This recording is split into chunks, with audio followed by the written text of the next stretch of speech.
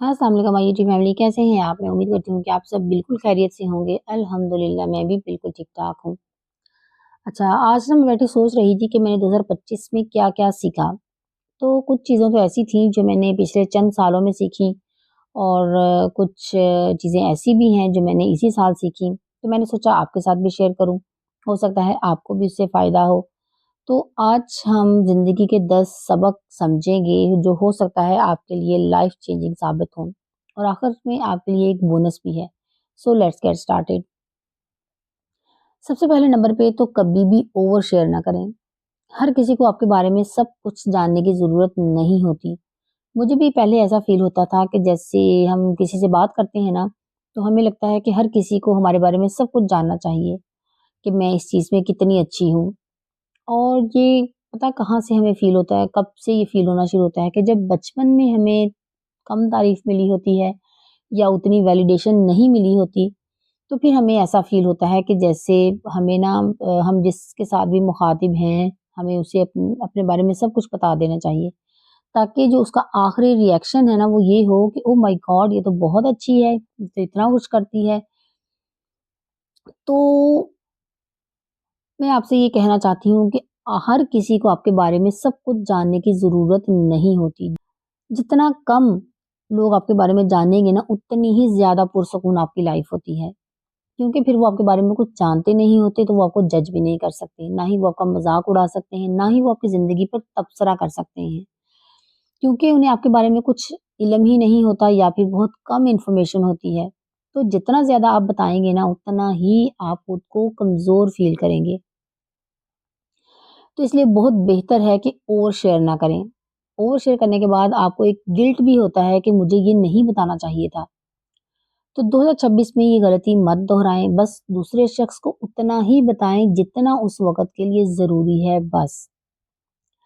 इसके बाद चीज़ों को पकड़ कर ना रखें, बस जाने दें। अब मैं जानती हूँ यहाँ के यह कहना ये आसान है बट करना थोड़ा मुश्किल है, लेकिन कभी-कभार ऐसा होता है ना, जैसे किसी ने आपसे कुछ कह दिया जो आपको अच्छा नहीं लगता, तो आप उसको दिल में बस पकड़ के बैठ जाती हैं, परेशान होना शुरू हो जाती हैं। और मैंने ये चीज़ ज़िंदगी में नोट की है कि जितना ज़्यादा हम उस चीज़ को पकड़ कर रखते हैं ना, अपने सर पर सवार रखते हैं, उतना ही हम ज़्यादा फ़िक्रमंद होते रहते हैं उस चीज़ के बारे में।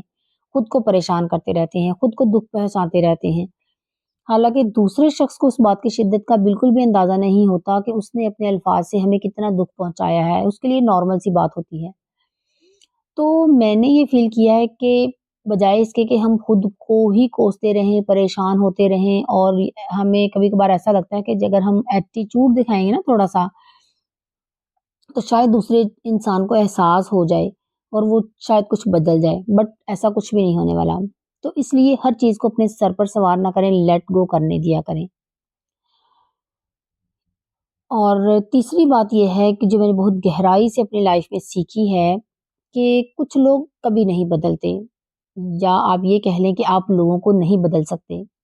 अगर कोई शख्स एक ख़ास तरह का एटीट्यूड रखता है ना, तो आप चाहे जितनी भी कोशिश कर लें कि शायद अगर मैं इसे ज़्यादा मोहब्बत दूँ तो वो बदल जाएगा, या शायद मैं उसके लिए ज़्यादा कोशिशें करूँ तो शायद वो बदल जाए।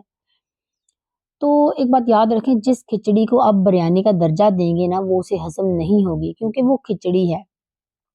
तो आप चाहे उसे बिरयानी की तरह कितना ही सजा-संवार दें, उसके लिए कभी भी वो बिरयानी नहीं होगी, वो खिचड़ी ही रहेगी। तो उस शख्स का रवैया, जो उसकी फ़ितरत है ना, जो उसका बुनियादी रवैया बन चुका है, आप उसे नहीं बदल सकते।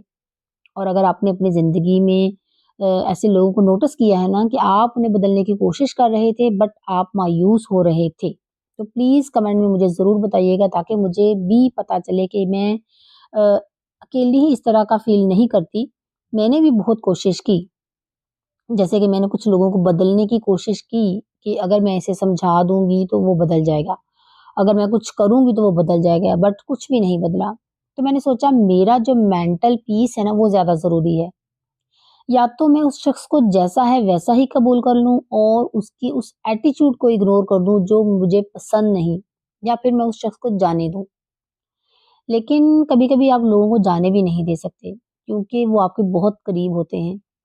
शायद वो आपके ख़ानदान में हों या शायद आपके दफ़्तर में हों, आप इन्हें हर रोज़ देखते हैं, आप उस शख्स को जाने नहीं दे सकते, मीन्स टू से दैट। तो जो आप कर सकते हैं ना वो ये है कि आप उनके उस एटीट्यूड को इग्नोर करें। उसको सिर्फ़ बिल्कुल ऐसे ही जैसे हम एक बच्चे के ज़िद को इग्नोर करते हैं ना, जब बच्चा ज़िद में रो रहा होता है और चीख रहा होता है, हम उसकी ज़िद को, उसकी बातों को, गलत रवैये को हम इग्नोर करते हैं बच्चा समझ कर के इसको पता नहीं है कि ये मैं गलत कर रहा हूँ अपनी माँ के साथ या किसी बड़े के साथ, तो हम इग्नोर करते हैं ना उसके एटीट्यूड को। बस ऐसा ही आपने उसके एटीट्यूड को भी इग्नोर करना है कि इसको पता नहीं है, क्या सही है, क्या गलत है या मुझे ये पसंद है या नहीं है, तो अब उसको इग्नोर करें। अगली बात ये है कि जो आज़ादी है ना हर किसी के लिए सबसे ज़्यादा इम्पोर्टेंट चीज़ है, चाहे आप शादीशुदा हैं या नहीं हैं। लेकिन अगर आप किसी भी घर में रहते हैं ना, आप अपने पेरेंट्स के घर में रहते हैं या आपकी शादी हो चुकी है, बहुत अच्छे घर में भी हो चुकी है, तो आपको पता है कि आप सबसे ज़्यादा कब कब खुश होंगे या कहाँ खुश होंगे? वहाँ जहाँ आपको ये हक हो कि आप एक्सप्रेस कर सकें अपनी फीलिंग्स को, कि आप कैसा फ़ील करते हैं, आपको ये पसंद है, आपको ये पसंद नहीं है और आप जो करना चाहते हैं, वो आप कर पाते हैं। आपको ज़िंदगी में आज़ादी मिले अच्छी चीज़ों को करने के लिए, खुद को इज़हार करने की आज़ादी।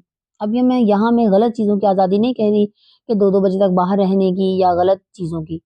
अच्छी चीज़ों के लिए आपको ज़िंदगी में आज़ादी मिले।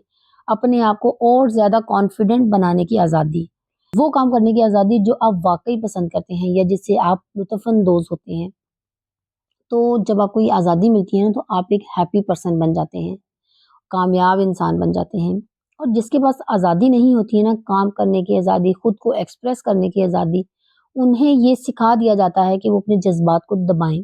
तो फिर वो ज़िंदगी में हमेशा उदास ही रहते हैं। चाहे वो कितनी अच्छी नौकरी में क्यों ना हो, चाहे वो कितना ही अच्छा पैसा क्यों ना कमा रहे हों, वो कितने ही अच्छे घर में शादी करके ना जा चुके हों। लेकिन अगर उन्हें ये बेसिक आज़ादी नहीं मिलती ना, खुद को इज़हार करने की आज़ादी, वो करने की जो वो करना चाहते हैं, अगर ये सब नहीं है तो वो अनहैप्पी ही रहेंगे। तो मैंने खुशी को ज़िंदगी में यही समझा है कि जिसकी ज़िंदगी में आज़ादी है ना, जो आज़ाद है वो खुश है।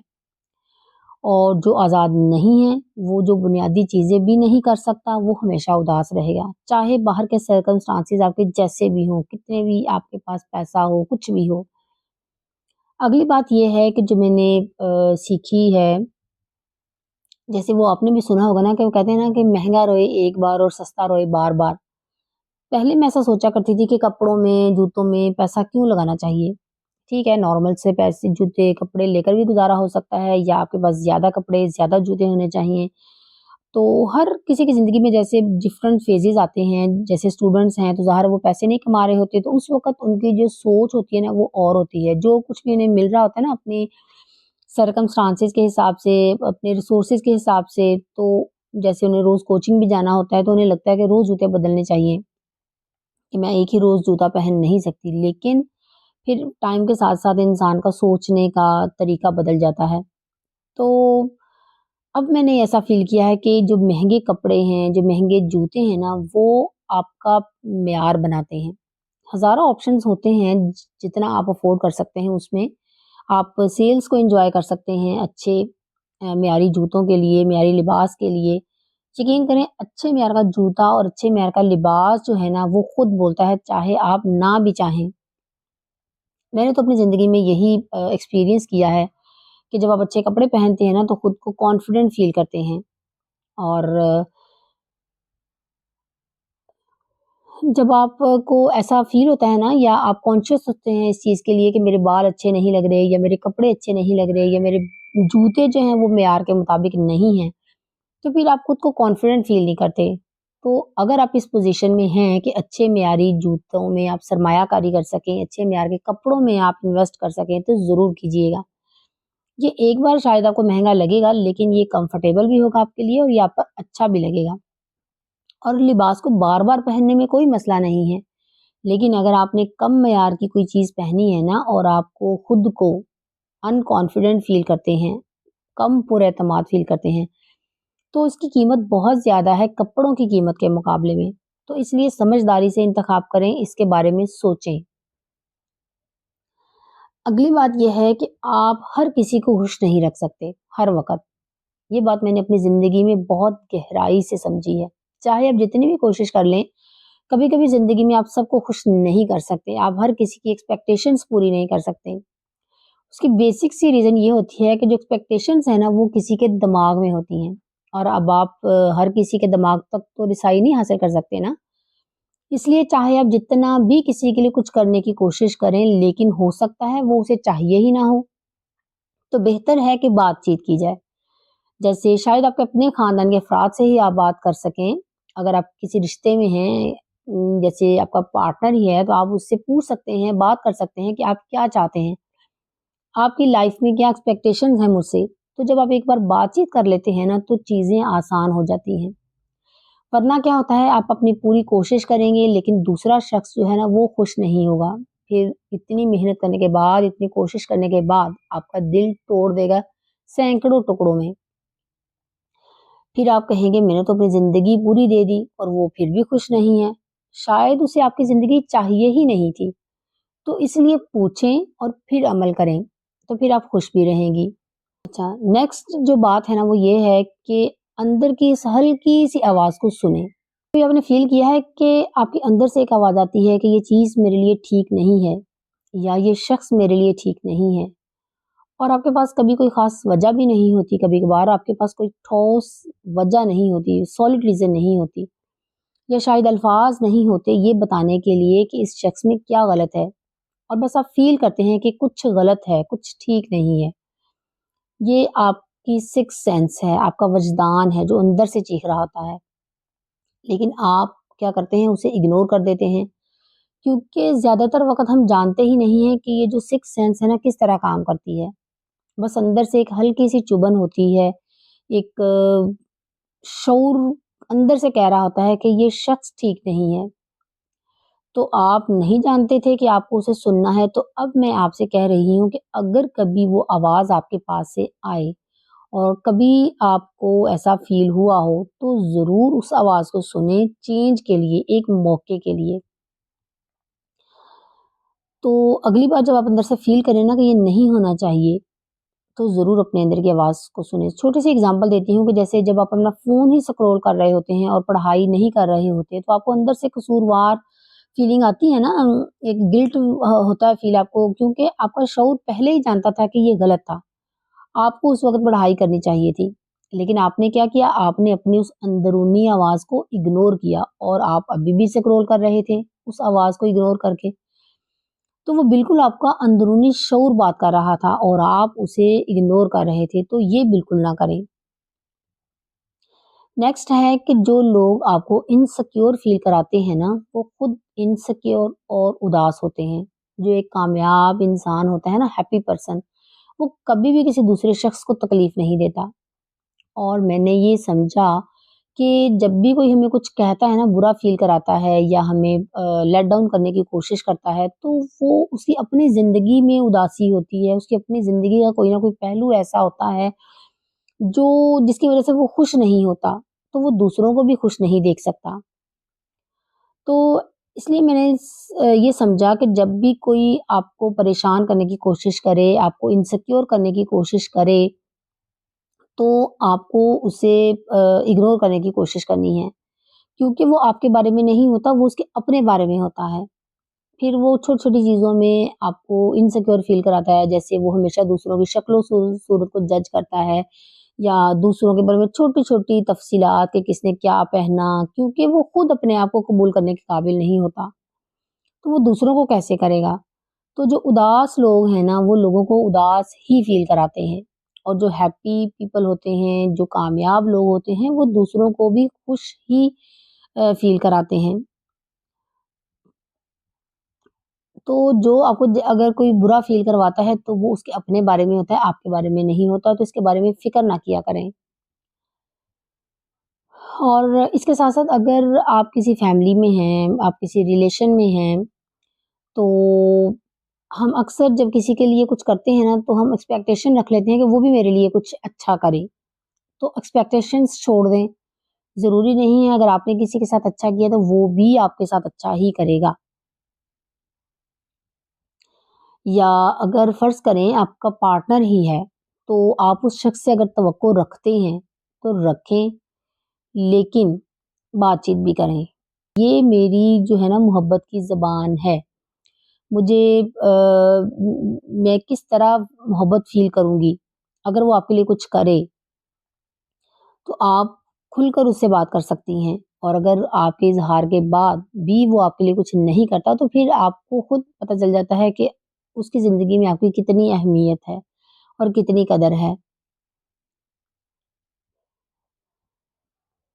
तो सबसे आखिर में ये कि लोगों से एक्सपेक्टेशंस करना बंद कर दें कि वो आपकी तरह ही बर्ताव करें। और मैंने ये कई बार फ़ील किया है कि अगर मैं उसकी जगह होता तो मैं ये कभी ना करता। तो उसने ऐसा कैसे किया? ये उसको ऐसा नहीं करना चाहिए था। तो ये फ़ितरी तौर पर आप हमारे अंदर आ जाता है कि जब कोई हमारे साथ गलत बर्ताव करता है तो हम यही सोचते हैं कि मैं तो उसकी जगह होता तो मैं तो कभी ऐसा करता ही ना। लेकिन आप एक बात अपने ज़हन में रखें, वो आप नहीं हैं। उसके पास आपका दिमाग नहीं है, उसके पास आपके जैसा दिल नहीं है, उसका दिल मुख्तलिफ़ तरीके से काम करता है, उसका एटीट्यूड मुख्तलिफ़ है, उसकी परवरिश आपके जैसी नहीं है, तो उसका सोचने का तरीका भी आपके जैसा नहीं होगा, तो वो आप नहीं हैं। उसकी मैच्योरिटी का जो लेवल है ना, वो आपके जैसा नहीं है। तो वो तो आप एक जैसे लोग हो ही नहीं सकते, वो आपकी तरह बर्ताव कर ही नहीं सकता, क्योंकि 5वीं जमात का बच्चा जो है ना, वो 12वीं जमात के जैसा नहीं हो सकता। वो उसको फ़ॉलो नहीं कर सकता और ना ही उसकी जो मेंटल कैपेसिटी है ना, उसके जैसी हो सकती है। तो इसलिए हमें ये समझना चाहिए कि वो 5वीं जमात का बच्चा है और वो 12वीं जमात को फ़ॉलो नहीं कर सकता, तो फिर हमें उस पर गुस्सा भी नहीं आना चाहिए। क्योंकि वो मेरे जैसे नहीं हैं, इसलिए उन्होंने मेरे जैसे अमल नहीं किया, मेरे जैसे में उन्होंने अपने तौर पर अमल किया, तो मैं हूँ और वो हैं। अगर हम गहराई से इस बात को समझ लें ना, तो यकीन करें हम अपनी ज़िंदगी में खुश और पुरअमन रहेंगे। और आखिर में एक बोनस आपके लिए जो मैंने सीखा कि आप अपनी शादी में बहुत कुछ सीखते हैं।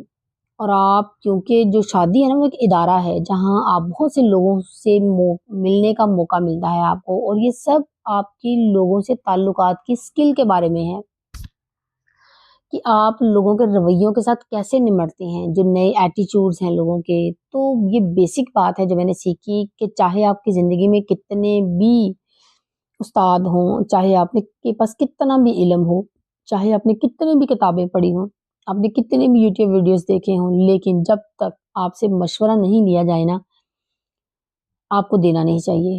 क्योंकि अगर कोई बेहतरी चाहता है ना, तो वो आपके पास आता और पूछता और वो अपना एटीट्यूड बदल भी देता। लेकिन यहाँ आप खुद ज़िद्दी थे कि हम इसे बेहतर करेंगे, तो इससे कुछ नहीं होगा। शायद इस तरह से आप दूसरे की नज़र में बुरे हों, लेकिन जो बेहतरीन नहीं चाहता है ना, वो नहीं चाहता। तो जब आपसे पूछा जाए तभी अपना मुँह खोलें और मशवरा दें, वरना आप अपना इल्म अपने पास रखें। ये आपकी ज़िंदगी जो है ना पुरसुकून रखेगा, वरना आपको ही तकलीफ़ होगी कि मैंने तो इसे इतना अच्छा मशवरा दिया था और उस शख्स ने अपने आप को बदला ही नहीं, क्योंकि वो ऐसा करना ही नहीं चाहता था। वो अपनी ज़िंदगी के उस वक़्त पर, उस फ़ेज़ पर अभी पहुँचा ही नहीं है कि वो इल्म ले, समझे या उस पर अमल करे। जैसा कि मैंने कहा कि वो आप नहीं हैं, तो उसके जो मेंटल लेवल है वो भी आपका जैसा नहीं है। तो मशवरा ना दें जब तक पूछा ना जाए। तो अगर आपने अपनी ज़िंदगी में कभी मशवरा दिया और आप बाद में पछताना पड़ा आपको, तो प्लीज़ मुझे नीचे कमेंट्स में ज़रूर बताइएगा कि आपको उसके बाद कैसा लगा? जब आपने मुफ्त मशवरा दिया और किसी ने आपकी नहीं सुनी, तो फिर उसके वक़्त आपकी फीलिंग्स क्या थी? मुझे उम्मीद है कि ये छोटी-सी वीडियो आपकी ज़िंदगी के जो हमारी ज़िंदगी के जो सबक थे, उससे आपको बहुत कुछ सीखने को मिला होगा। और तो आप मुझे ज़रूर बताइएगा कि किस लेसन से आप रिलेट कर रहे हैं, जिससे आपको ज़िंदगी में वास्ता पड़ा हो। मिलते हैं किसी और वीडियो में। खुश रहें, अपना बहुत सा ख्याल रखें और किसी को बगैर पूछे इल्म ना दें, मशवरा ना दें, ठीक है? अल्लाह हाफ़िज़।